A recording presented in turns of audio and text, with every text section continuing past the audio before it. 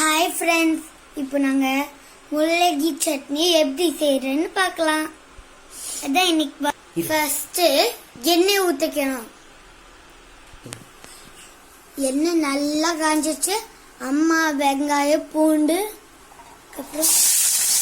அதுக்கப்புறம் மிளகாய் மூணுத்தையும் போட்டாங்க. அதுக்கப்புறம் அதை வணக்கிறாங்க.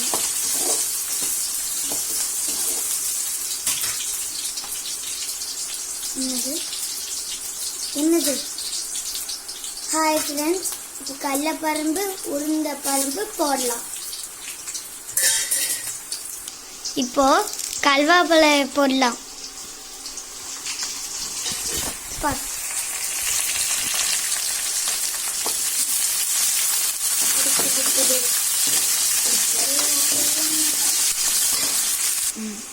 இப்போ நம்ம நல்லா தக்காளி கழுவிட்டு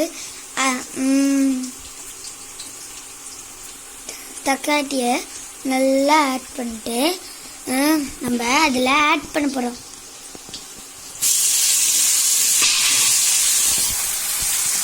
தக்காளிக்காய் அடிச்சு எடுத்தது இப்படி நல்லா வணக்கணும். மிளகு சட்னி டேஸ்டா இருக்கும். இப்போ மிளகு ஆட் பண்ணிக்கலாம்.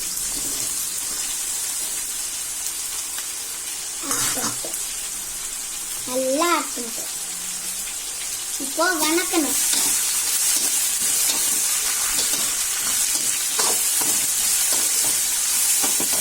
நல்லா வணக்கணும்.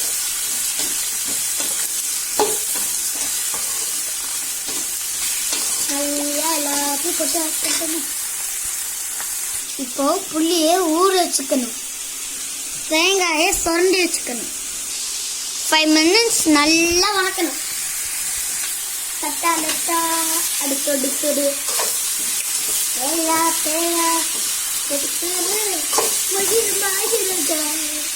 மாகிரன் தோல் மேலக்கு மாகிரன் திருச்சி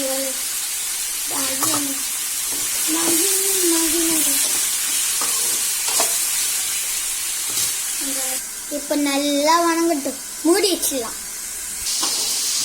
இப்போ அம்மா எடுத்துட்டாங்களா அந்த முடிய. இப்போ அம்மா நல்லா வணக்குறாங்க, பாக்குறீங்க. இது நல்லா வணக்கணும்.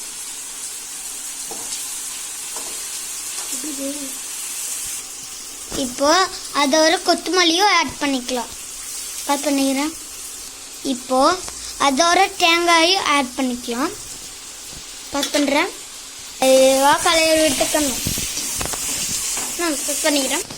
இப்போ அதோட கல்லையும் ஆட் பண்ணிக்கலாம். பார்க்குறீங்களா? இப்போ அடுப்பை ஆஃப் பண்ணிடலாம்.